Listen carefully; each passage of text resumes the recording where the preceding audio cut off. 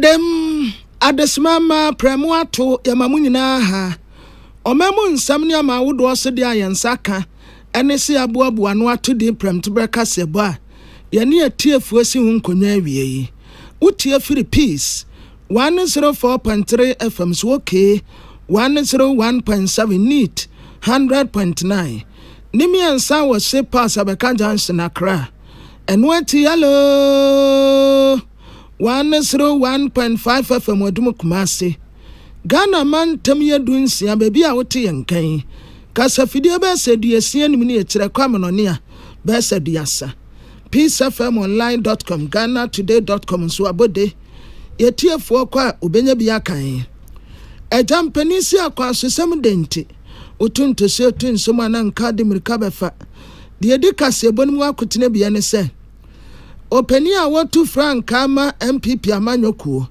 His Excellency the Vice President Dr. Alhaji Mahmoud Bawumia ena watrese MPP amanyokuo awia taso se emebunu yie die edawakoma so. Our government has been very deliberate in empowering the youth since we've been in office.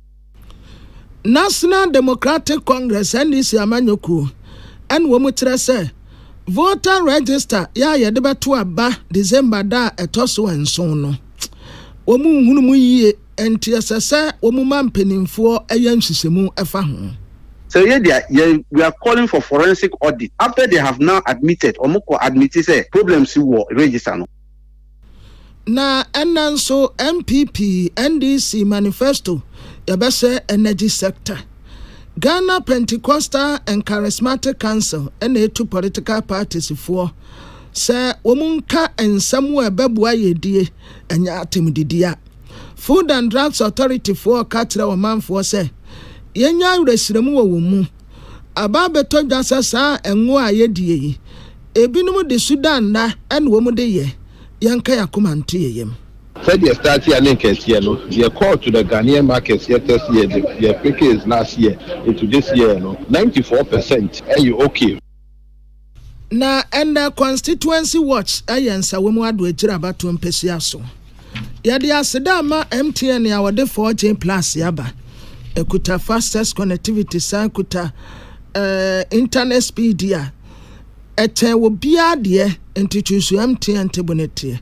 Suzy Haba Center the Sibi Man capsules aba Bajon Sokama Sibi woman capsules yesi wabama ne yo besima ene ye Sibi so baby a ubenya bi ato said mekoya da wurumane se amansan tia me kwabena maafo matena se amede nsemi eba afa ntiremu nie Franka tufo de ma MPP amanyoko His Excellency the Vice President Dr. Alhaji Mahmoud Bawumia Ogu nentua bosu se jampani se dwabetu anioma yirayira enti obi a ye ne campaign na ne de wode kopie mu ewo kaasoa eno ye ewutu senya east abato mpesu aso eye stakeholders engagement osiesi adese ede weni so ade hunu ato wonu mu anim na saad medie no ase ena Ghana Pentecostal and Charismatic Council ede adesrede to politicians no anim the Okase Krade, no is Zonal Secretary, Kaswa, Reverend Robert Samuel Agri, and what I say. Politics ya a year at Temidie, as Messi 9 to say, or been tinted to say, where ye funakodia, when so tuakodia, and fasten matria table so. Womanfa ideas ya, a bet me a solve or minor problems ya, you wom. Na temidi amfaso bia ne so die want to home free. We encourage the youth and the party members to engage in constructive dialogue and refrain from any form of violence or intimidation. The GPCC remains committed to the supporting a fair and transparent electoral process and will continue to advocate for peace and unity throughout this period. We believe that by working together, we can ensure that the election is conducted in a manner that reflects the democratic values of our nation. Dear Yate se Okaseyi, Reverend Robert Samuel Agri, one fancy wa. and what I say ɛsɛ political parties ni nyinaa wɔmutu wɔn ho ase sɛbi ntafo a yɛwo wɔda korokora wadwene nyɛpɛ ɛsono wadwene ɛsono asomasi nso wadwene ɛsono wopɛ ɛsono asomasi nso pɛ sɛbi nya nea wopɛ no wɔ biara pɛ enti wɔesi me wɔ ha wɔnso sɛ me wɔ ha yɛn nyinaa yɛntɔ ne de ti yɛn ho kase na asomasi pa obi kura tumi hwɛ obi anim kase na wo pa na wo dom saa political party eduru baabi a yɛde wo bɛto ɔtankuru wam yɛbɛtan yɛbɛtetew obi yam kura nka de bɛte ne wawu saa nneɛma nyinaa mfa so obi ani so afei yɛmfa asomdwe nkabom ne yɛmfa nyɛ yamanyɔsɛm na deɛ obi agidie kyerɛ no yɛn respect it. In the light of the forthcoming elections, the GPCC emphasizes the importance of ensuring a peaceful electoral process. We urge all stakeholders to embrace the values of tolerance, respect, and unity, which are crucial for the stability and progress of our nation. It is imperative that we collectively work towards fostering an environment where every citizen feels secure and respected, irrespective of political affiliations. We appeal to the flag bearers and the members of the National Congress, NDC, the New Patriotic Party, NPP, and all other political entities to actively promote peace and avoid any actions that may incite conflict.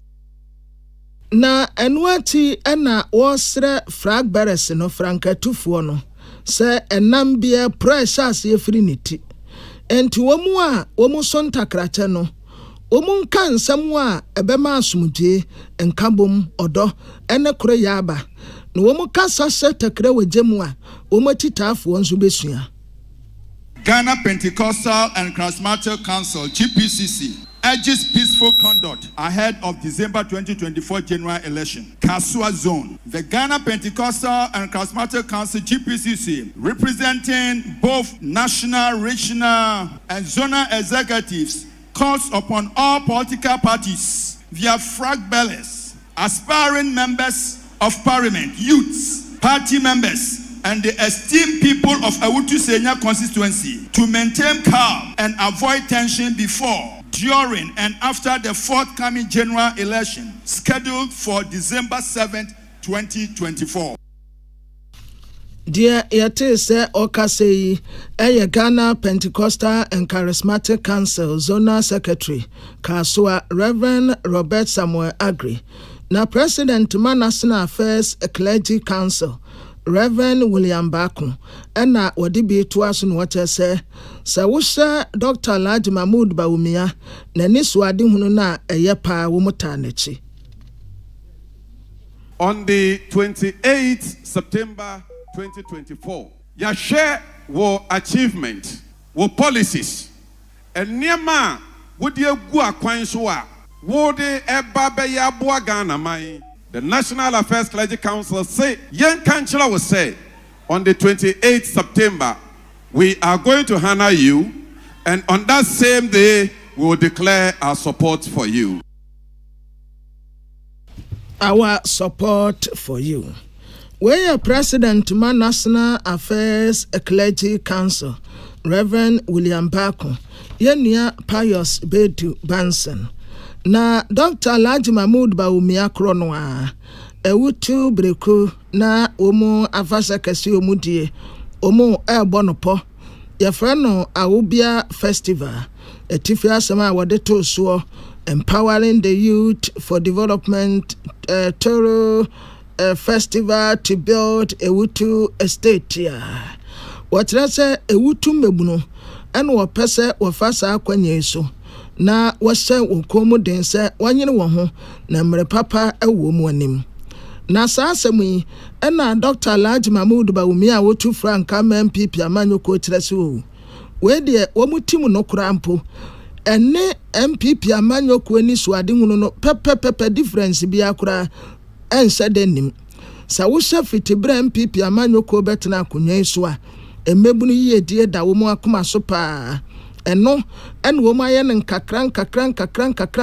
sa hunu se sabi nkokora to sa no na enko mrante ediem enti wani so ade hunu so obema emebune di yie no eno na wode nam de bia.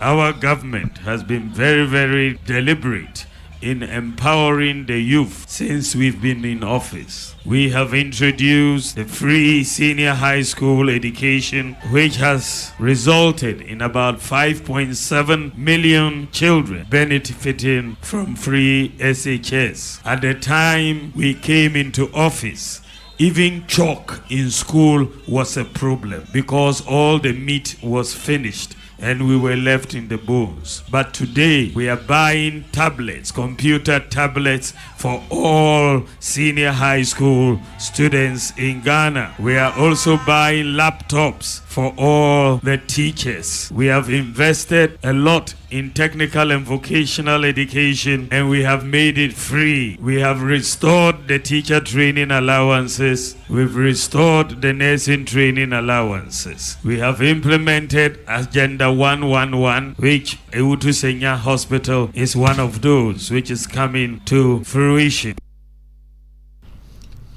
We are Dr. Alhaji Mahmood Bawumia.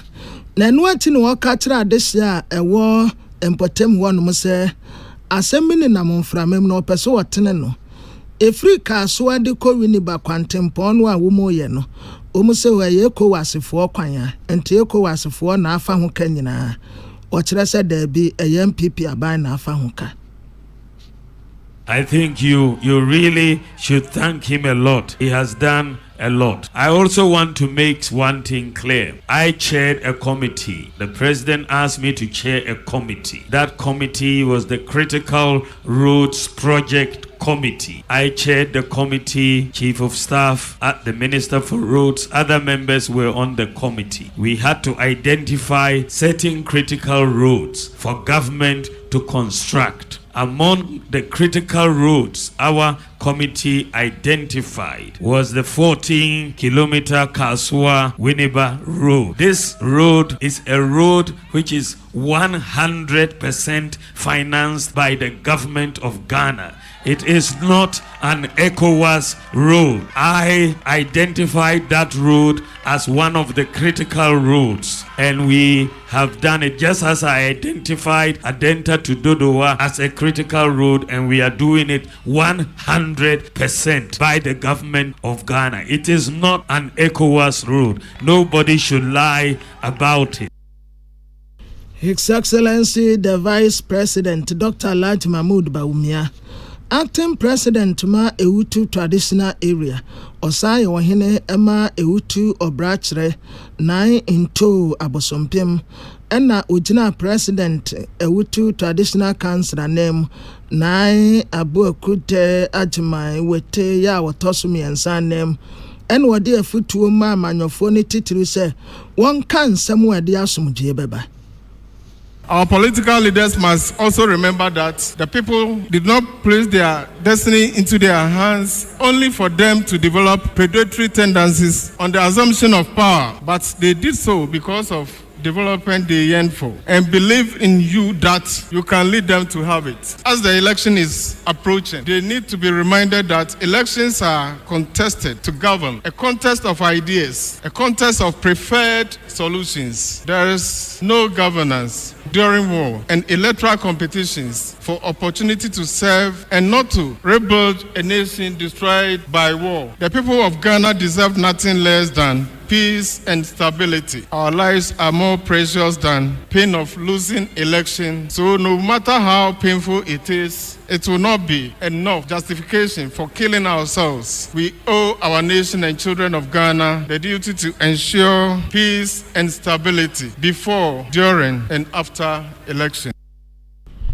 Dear Yate say Okasei Acting President Ewutu Traditional Area Osaya Wahinema Desi Ewutu Obrachre 9 into Abosompem Ojina President Yowo Ewutu Traditional Council Anemu na wade nsemu atuja Yenia Pius Bedu Banson na National Democratic Congress NDC amanyoko na etrese sa woni konkonse ne frudia manini kan wadi nachi na enum wanom na Electoral Commission oya se wo ye exhibition ubi ankose na brandi si amanyoko kɔhwɛ no mu hunu sɛ agya wadwoa sa voter register nsɛm wom kɔhwɛ ya transfers bi a yɛayɛ wabra wo manfoɔ kora anim ho maate ɛno ntenkɔdɛ kyɛ sɛ wokɔ adwuma ko anya ne siamoa voter register no ankasa ebroti nipa bebrebe sa 3500 din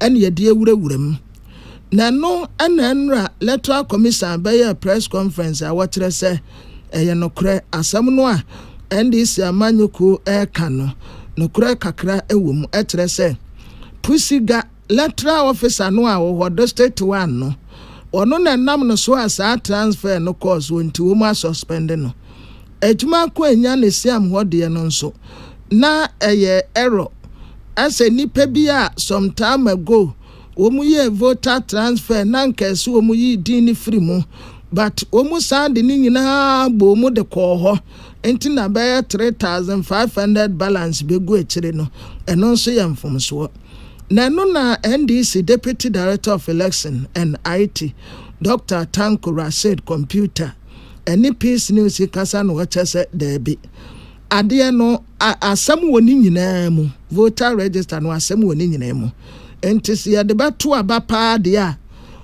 demande deɛ frɛ ne sɛ independent forensic audit yɛmfa ma ekuo bi a wɔnhyɛ wɔ bi ase na wɔnya nhyehyɛmu mfa voter register no ho ansa na yɛde akoto aba. So we are calling for forensic audit after they have now admitted say problems with register no. Yema external body forensic audit on the register because it's too widespread. Won't mean transfer nipa din from one constituency to another. No more a criminal act. And to me, it is not fit for purpose. That you can. Your truck rata command almost a Yambra meeting Friday, 6th September. So they are preparing a young meeting. You know, admitting winning in it has come to vindicate NDC say yene pay proper register nebe ye juma yene pay democracy because that na can nipa debate say yankan yi na enwati na Dr. Tanko Rashid Computer etwaso no wotre say the electoral commission beka say eye error eye mfomso na baaye no oboa anomo nkeyeje ne businsen kwante eye buapaye omu seda na omu ye di omu ye na kire se abaye beto no omu ne MPP amanyoko konnankra nenti omu pese omu ye di omu betumi bia chinchim na omu de ma MPP amanyoko na NDC amanyoko tiwo nemu wanyina omu nso ache omu be mache electoral commission boot for boot pa sadia beya errors we omu nyina omu be correct.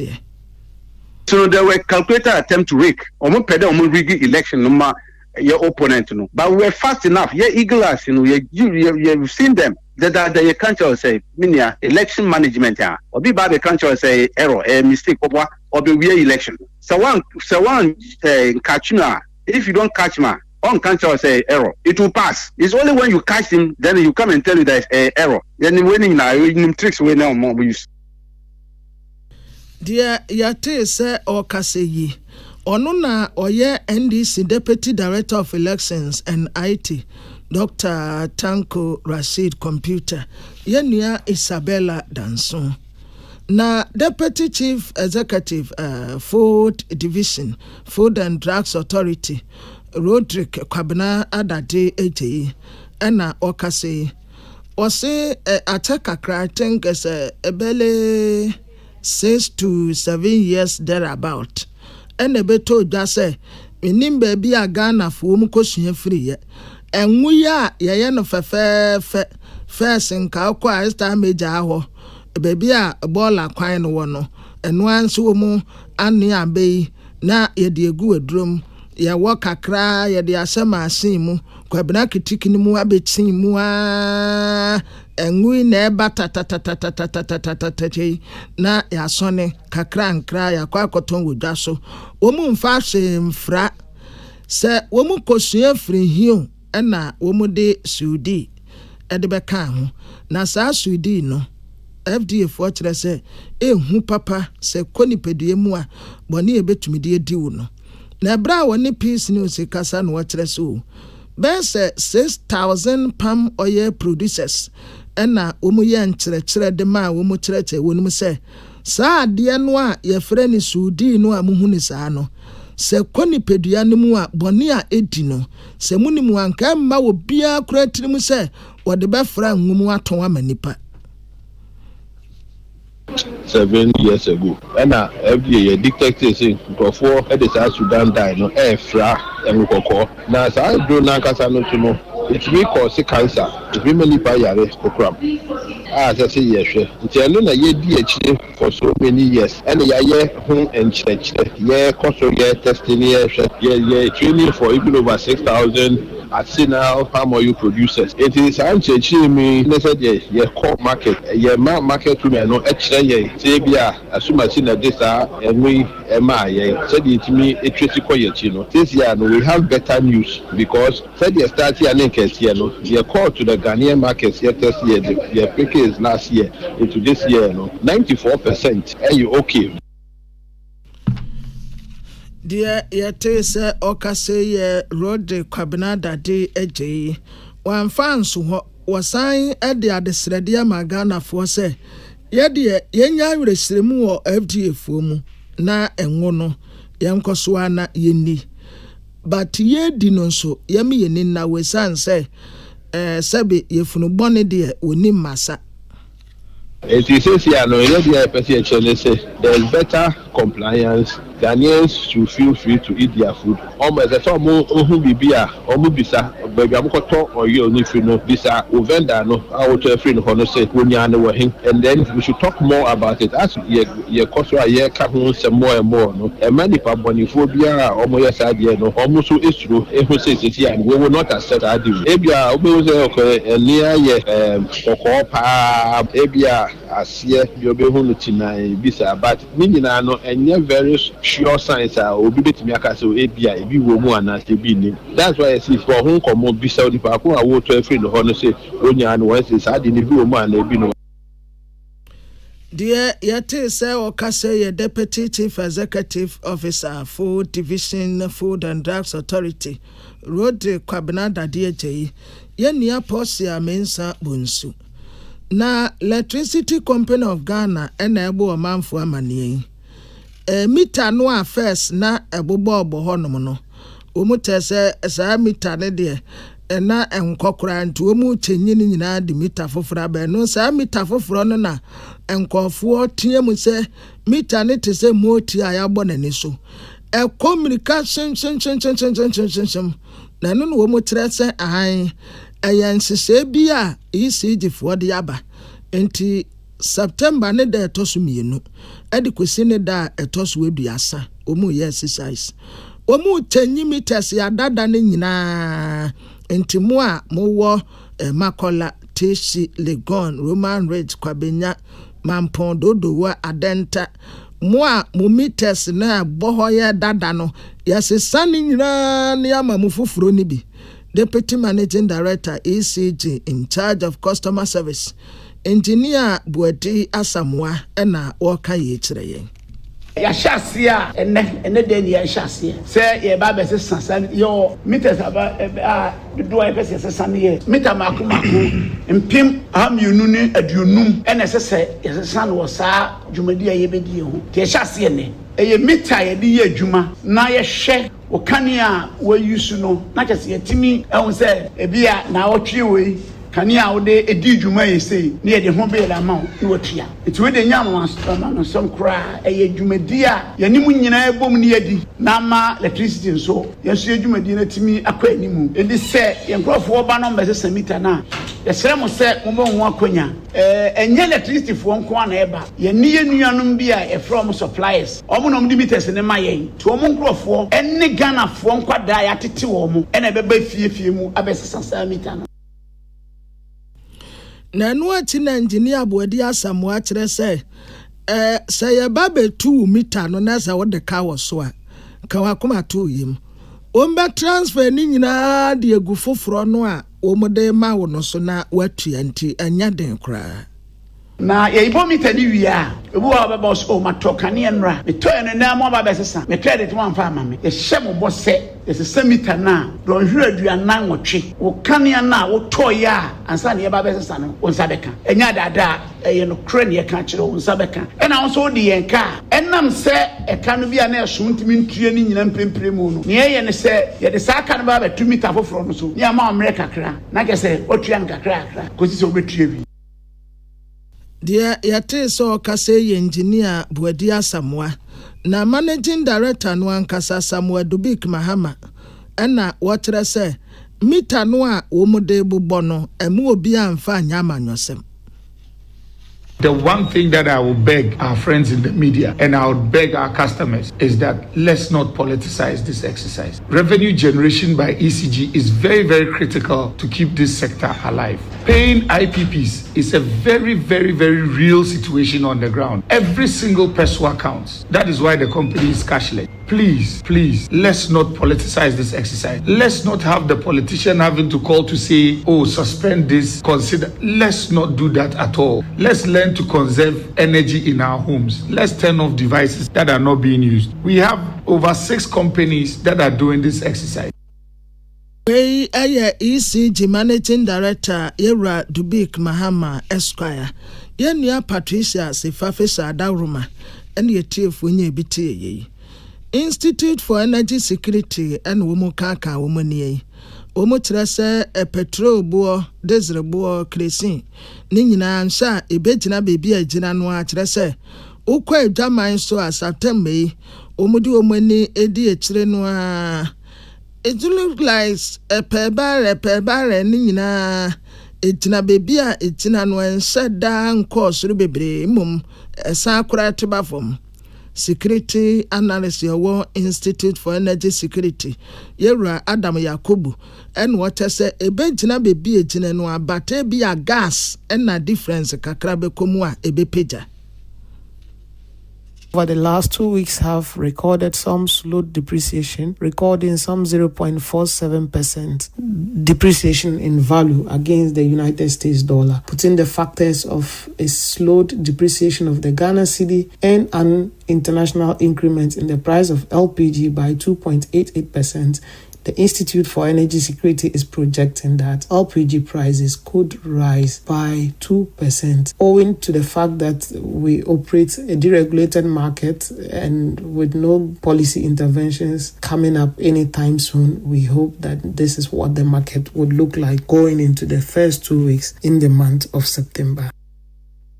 In the month of September, Adam Yakubu, a security analyst, Institute for Energy Security, one fans one more, and what I say, senti ano wakasa gas na bekosro kakra no ayeboni musam dada. Muni misa $1 any cedi no, entumi ntu anamo de bia no otuna bo so no ka ho. Prices of petroleum products, likely liquid fuels, are expected to be stable going into the first 2 weeks in the month of September. This is resulting from some reductions that have been recorded world fuels market in the last 2 weeks and in the month of August. However, LPG is likely to see its price increase between 1 and 2% on the domestic LPG market. This comes as a result of some marginal increase in the price of LPG on the international fuels market. This increment we are seeing is the second consecutive increment we have observed in the last 2 windows, and the most recent one being some 2.88% increment in the price of LPG on the international fuels market. Adam Yakubu in the international forest market. Yenya Portia Mensa Bunsu Nadaruma na Salamati Kukwa Pinto His Excellency John Dramani Mahama the Wotu Frankama and this Yamanyuku Wakwako Pim Ewo Amoma Kintampo South Constituency na dia na epim wo ho Salera dia sumje nka wo yo kwatna enka ina etiefu otio yo legacy so the guy in chat no John Dramani Mahama dina fobo aba bono east region and there and so you know the abono eba kintam pusauta na no pay ordinary extra amoma constituency a ewo ho na eho no na oni adehia a ewo oni ahemfo esia ye ewo amoma GA school park patrol menka sala yetie upa yo ordinary che amoma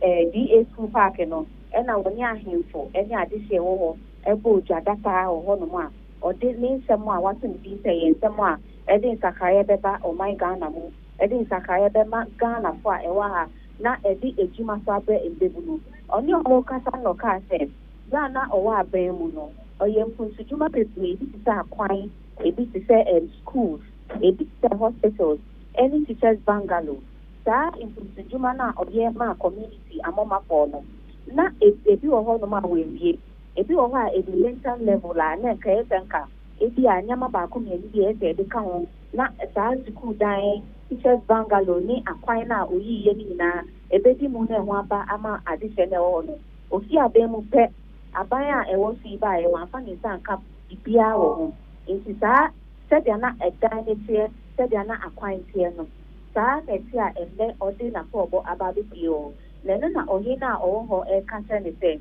o pese John Dramani Mahama ba sa dan na akariwe mu no oye mo John Dramani Mahama ka se aban a edi mputuo pape any NDC aban na ono anam kwan so oba no ohu so ma kwan ni ye oba ye so de use bangalo na o sha tie no teachers bangalo ni si hono ma yen fa bibia enka ho se dia ojati wona nti o se oba on se bibia se so ebio na mo nyama o de ne sa sha tie se school adan hospital any teachers bangalo de akwan na omu yi ni na no obebo modern say obewie sa akwan no na a youth na ewo amoma ho no so omwenya ejuma aye owie no ka say na breso no na oyi akwan bia na eka kokoro akwan no o say o sha say oyi akwan na aban we ba ye no no bujaye na the reason o de ma o mo ne say ha kokoro omu ya kokoro nti ebi say omu di kokoro ya ebeto a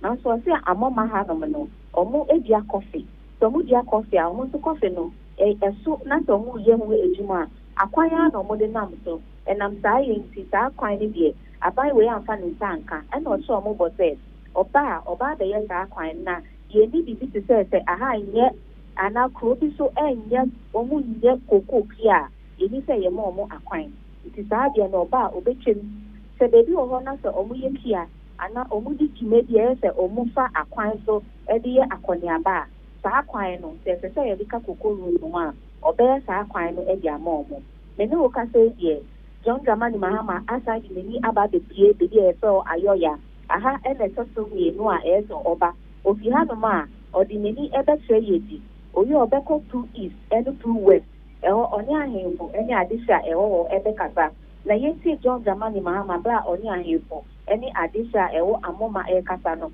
ensem bia ode so adisha ni eni mekai say amoma kwan 2020 ye de fidie begu so abra ye wa ba mu ye de ma koko roads anka ekwan a efri amoma ekopie agina ni na contractor eguso ye no koko roads abai fofo ba ya almost say amoma ha ye nua koko ntade ne de koko roads aba na yenua koko ase yeso yenua cashew na cashew yemfa nko amano ne nkoton enfa dollars ma enti na ye Ghana for ni bi enti ne de koko roads ba ya ye de bi ba amoma se ne be ya ye kwan na trucks na ebetwe cashew no kono onbenya kwan aba beto cashew no ne de kwa amano ne ediskaba Ghana enti ye ba sa kwan ni nyina ye beto asubiom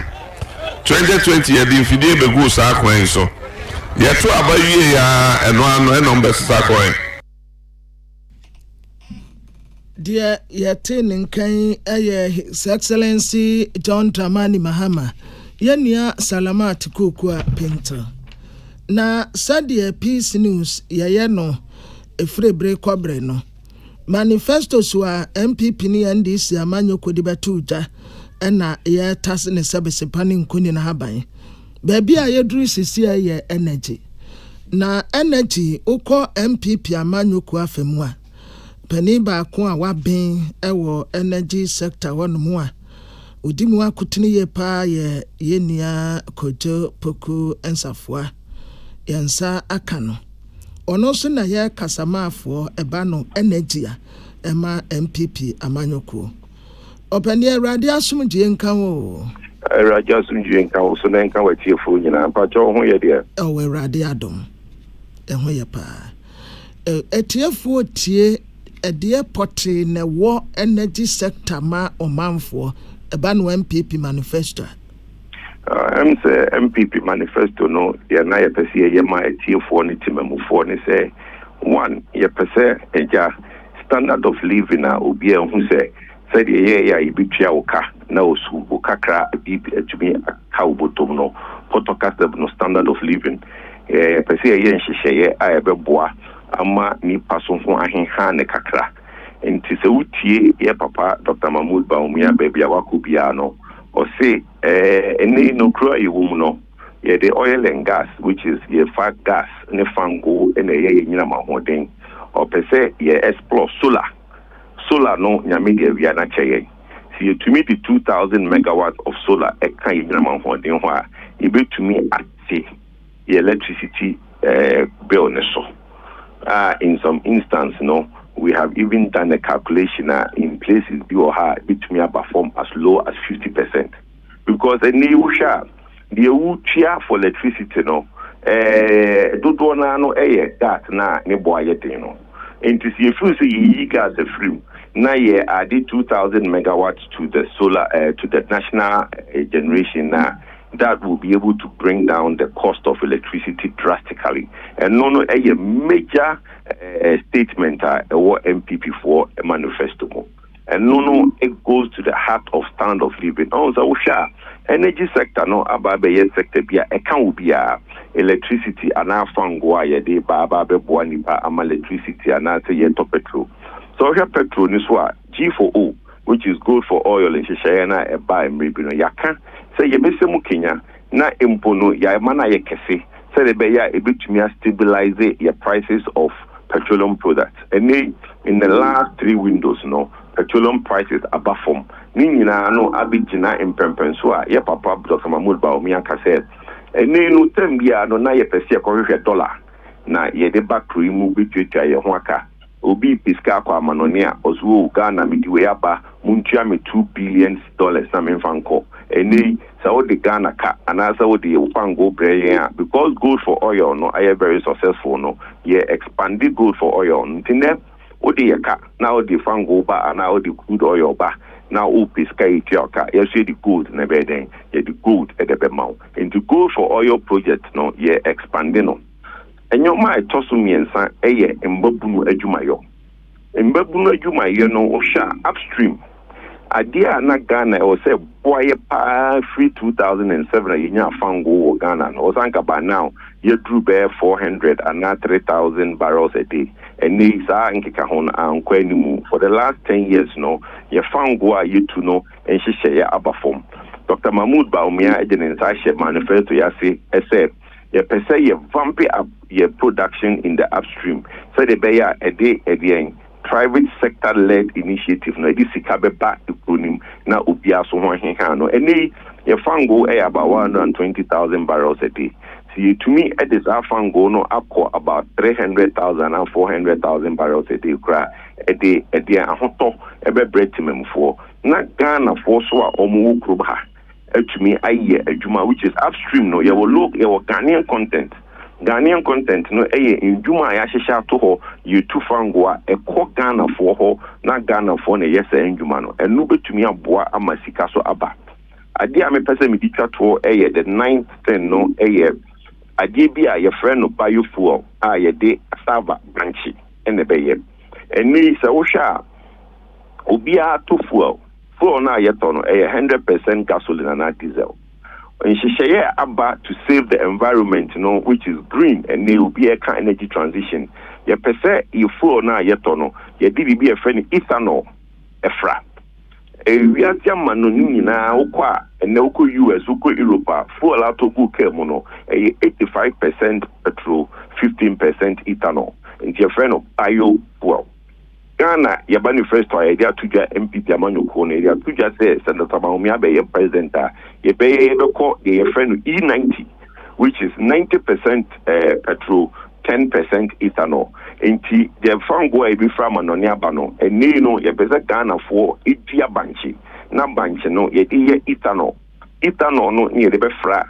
You fool, say a bay friendly to the environment. Now, yes, no, a mabunum, yes, say, we are saying it in the Mawomo. Daniel Man, nine, and present to Janagana for city, at Yasekatra. Era yabadase na free break cobrene yabekoswani eno edinkita nwafa. Bedase ba. Yo.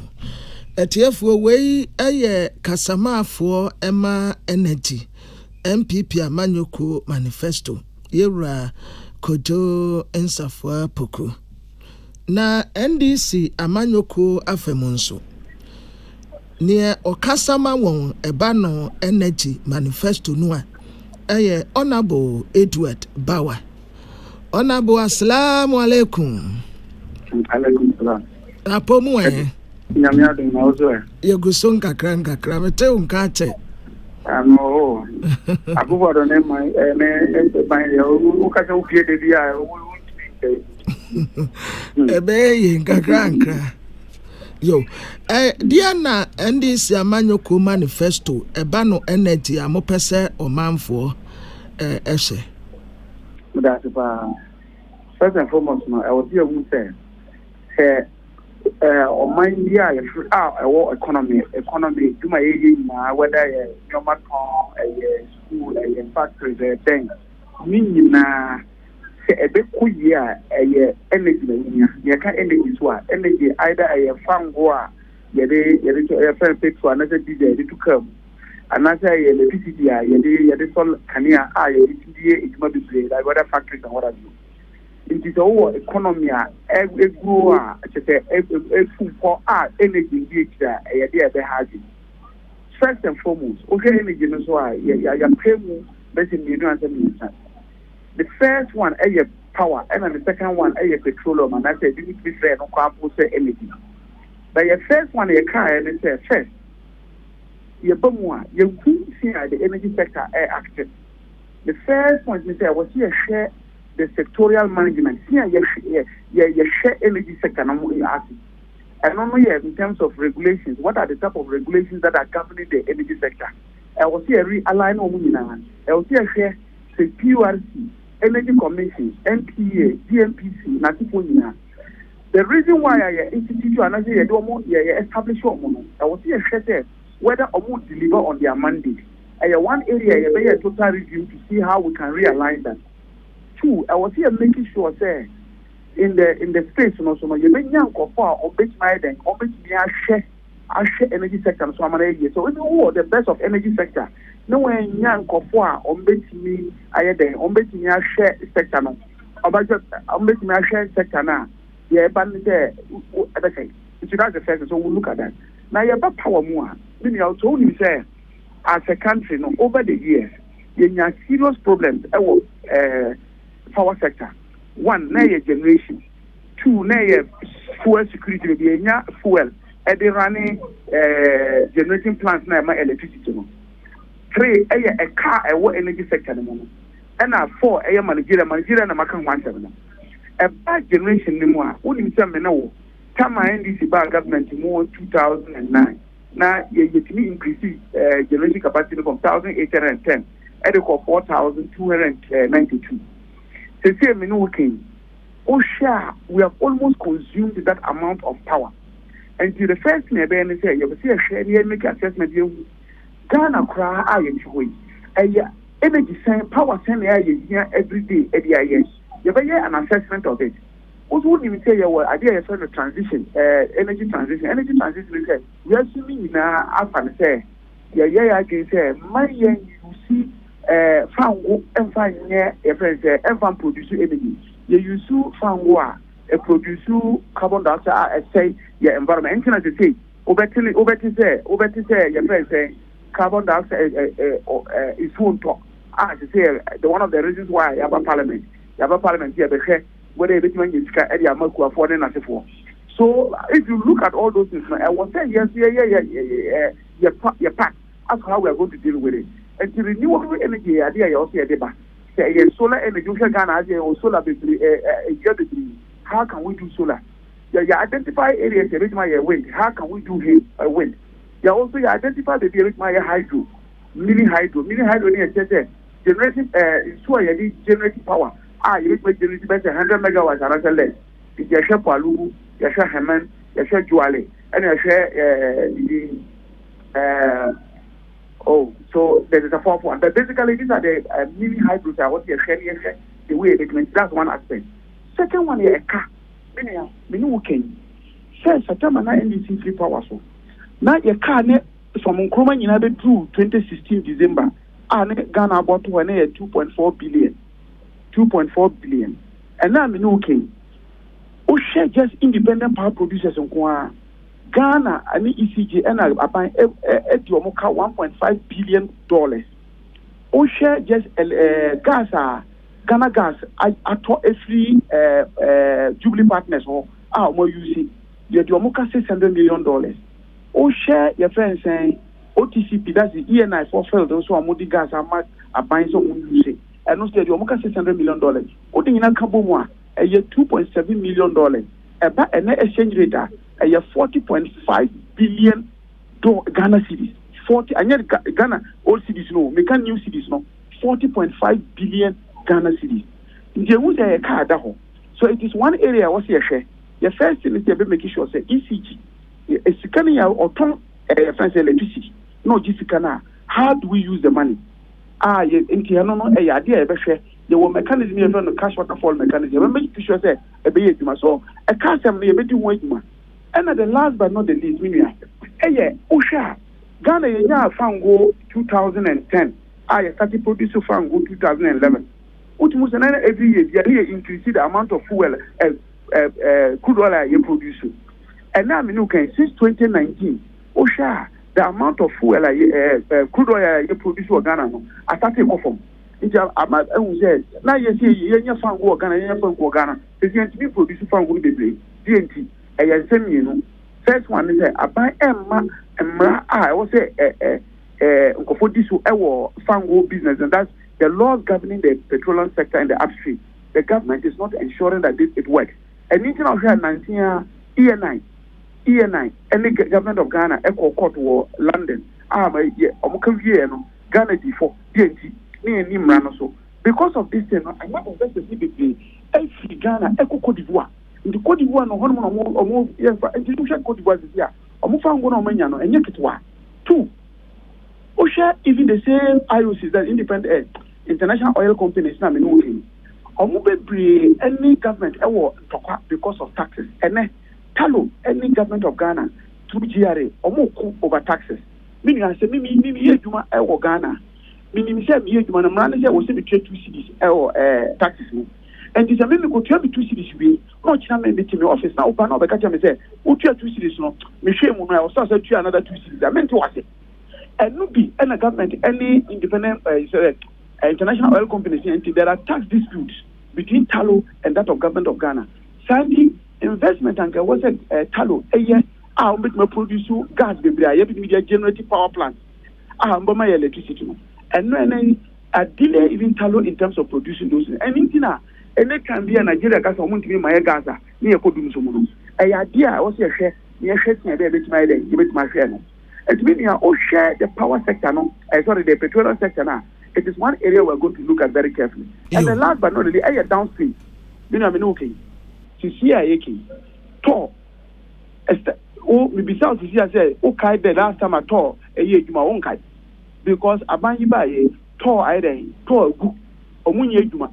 Omo work is no more omo so na pa omo ko eduma na wa pon ebre omo nya hwe ni ga aban yitu amoka enyo omo pa to so the fault me say aban emma ye friends and to enye ma jinja anti to egu ya adwen say ye ba ye something ye be hwe ni ya ye de to aba two only so aban so omo ye gold for oil a omo ye meaning o hwe ka omo de aboato ye friends say Bank of Ghana through this whole deal of gold for oil.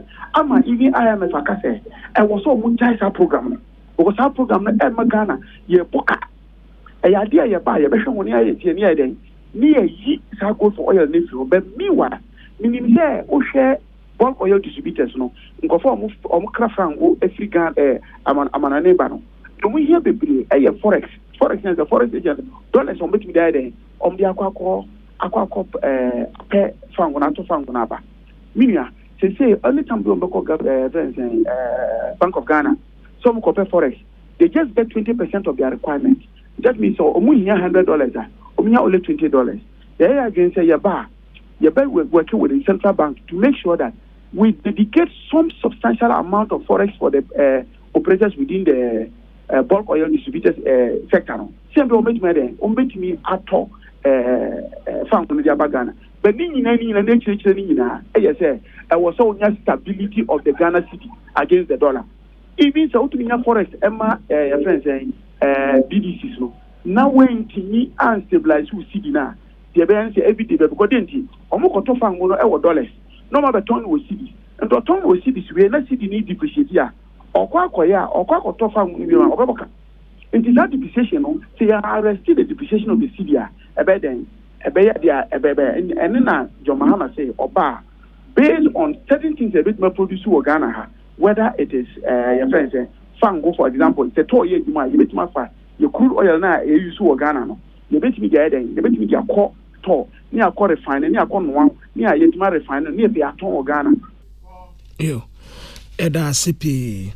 A tear for the Atene Cassie, a honorable Edward Bauer, a bano energy, NDC Amanyuko Manifesto on a Kasama for. Ya hume kase bonusu tia webia ba Constituency Watch address. So wakoma ho hyehyew ana ebo periperi de broni kan hardware no a e de na se wo ye na se wo yam so atim so e wo be packing a farmer Martin's liver salt tira kwai entem ehwie nsu agu glass mo ate Martin's liver salt no ba kwa no na wo de agum wo be hu se ehuru wa glass ni mu na wanom Martin's liver salt ye won orange flavor ana ba ko so plain wonu mu a ho beto nemum edi na anu na ho nto wo a ko hu doctor. Tune it in, turn it up, Peace FM, and rip off. Hey, Aki. And one is over dial star 712 hash. Star 712 hash. Obey lucky. Me no kasi darling na say a star 712 hash. Say where do one? I want so obey to me aye lucky winner. Endpoint Homeopathic Clinic here, Dr. Dubuate. For when it's na share here, I was Pentas Road, Cell Signboard. Tema Community 22, Kowana so hotel wechi. And a chronoma boy here. Ya dear be a one pedianimo, as ye betu. Na enne baby a ye koyen sawemu adwejiri. And no a PM Eastern region. And sawemu adwejiri. Eye bia ubenya ankwando bro ho. Ayube Town, Escafua Mantem, Black Man, Dobro, Aquemu Damai, Edonso Pa. Na currently, Emrasibe Denia or Tinakunyaso, Ewo MPP Amanyo Kudimu, Honorable Frank Anodom Pre. Ebra, Womo 2 about 2020 no, Unya 34,428, 52.47%. The Ochinama NDC Amanyo Koya Felibet. Amenope fume onosunya 31,186 47.53%.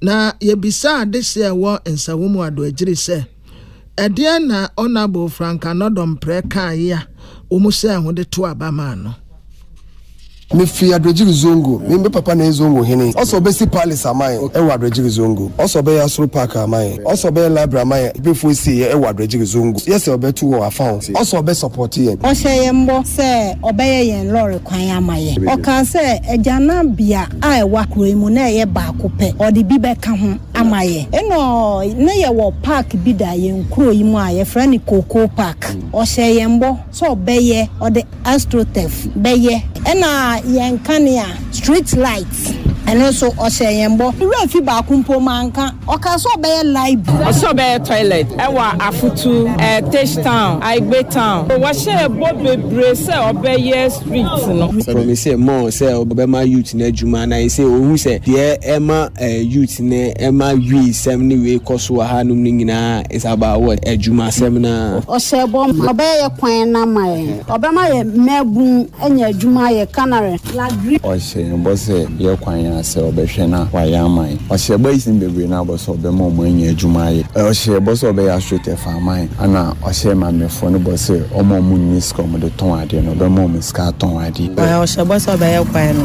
na nsuo toilet ɔpromise sɛ ɔbɛba abɛ complete yɛ toilet which was abandoned.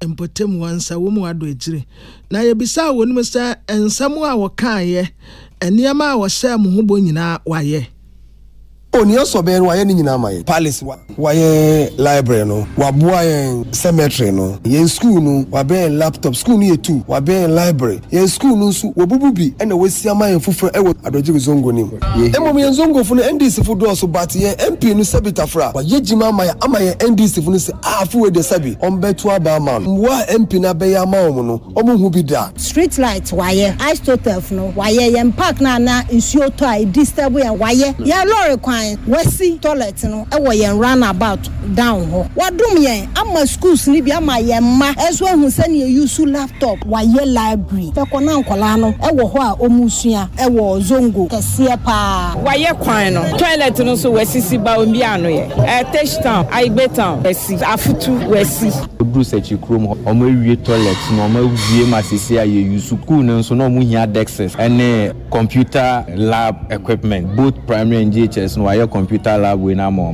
asaya desks no e dey ama school no for your school park now no man fan kan problems no e ba ni sesi a o ye school park no a de floodlight abesisi so a o ma asa e grade so o mo be natural grass amaye road no connected emiti from Sechikrom to the new road no wetumi ama ma be dri so aye the necessary way a akasa o mo baba be gu so ye mbrantie ni bi ne kuranie most of the problems na ye dey to ni solution wise no wetumi almost 90% there wetumi aya amaye omo ben no omo maame no omo sisters bi ben omo no omo timi ben no omo adwuma eno de me timi yi ntontwene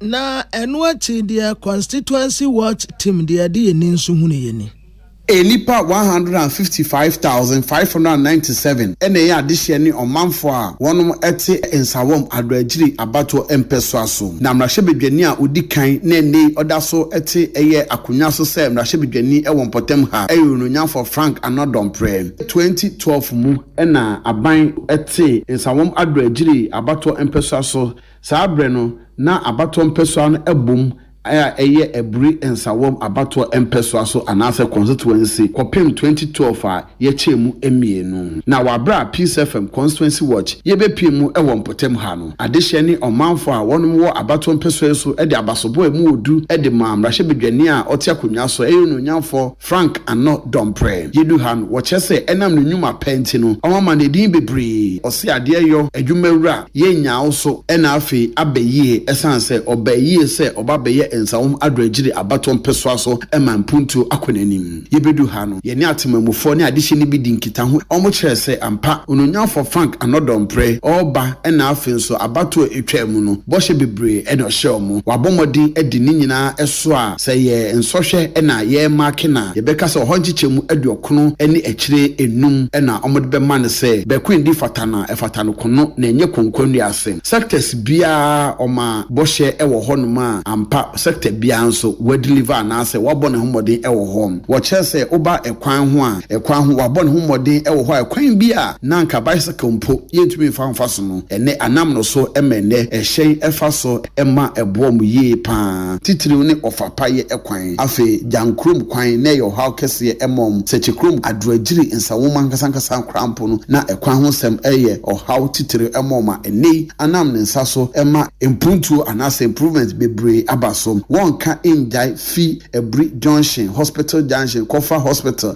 eko okubeye yie eko Ebri nyina no ade a waye nsiesie ewo so paakro kwan so yekohwe ne ade a contractor ewo so na emom yenye kwan no ewie ye afi oba ehumesua ohyebo ho anam so ma humesua afam no wabɔ ne homodi bebree se ye ka ne dan akade na afi nso homa ye chema desuafo mom desuade ne so mani kese paa ye eye library hodra wasi ewa abato mpeso so a nsawomfo enya bi na adragiri nsofo enso nya bi a ewo adragiri zongo a ene ICT lab ebo amebu no afi agropama anase astrotef no so wabɔ ne homodi ye kɔhwɛ ne ewo adragiri zongo ye kɔ eye matadi school ma ewo nsawom na afi nso ne ewo daman na afi ne oguso a oye ewo kwafo krom edi abo mo anam astrotef no so potem mu eye football park bi e ho nso no e ade a waye nsiesie wo ho modern kanea esisi so a sade sample anapin tofama obehu afi ye ba ne mabu adwuma ye mu ne ma ye son wase moma ye adwuma omanfo chesa no dompre abone ho modi ye papa esa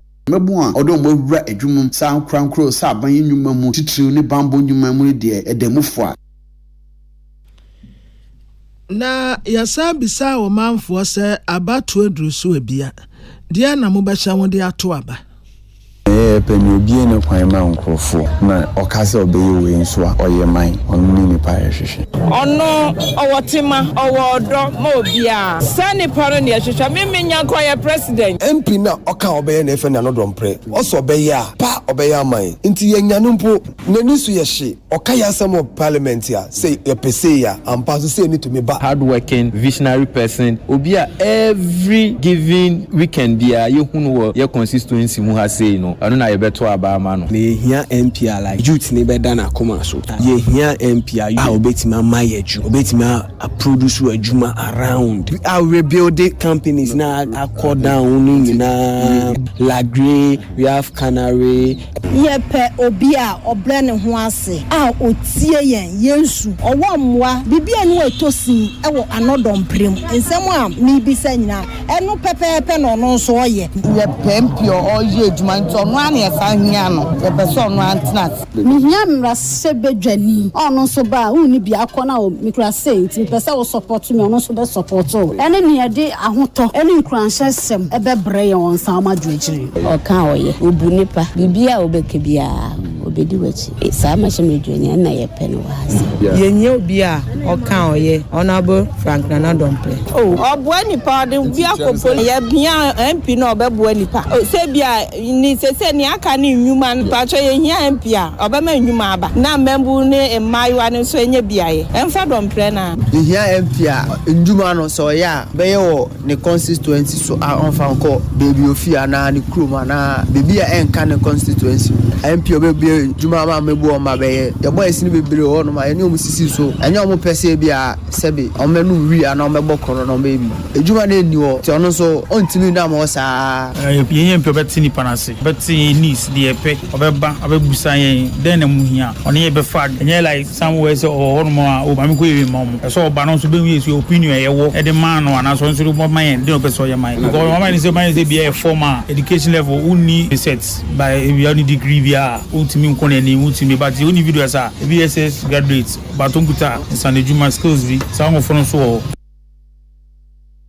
wei adesie bi kire se de umbesha wo de ato abanie nanke ye pe honorable Frank Anodompre nanke ye ne nakasa nso ye pusu ya homa no a yensa anka no Michael Akrofi ye nua Gladys Boache na Henry Akwesimenka dawroma ene se ye tiefo etie bi Constituency watch de ye Peace FM na ye ho adwuma na odonfo odom ye ne a wochena baby ebekoye ayensu ano abato mpesua so ayensu ano ni nyina wo Eastern Region 0501 200 973 0501 200 973 point Omo Party Clinic Dr. Dubuate friend was 0244 867 068 0244 867 068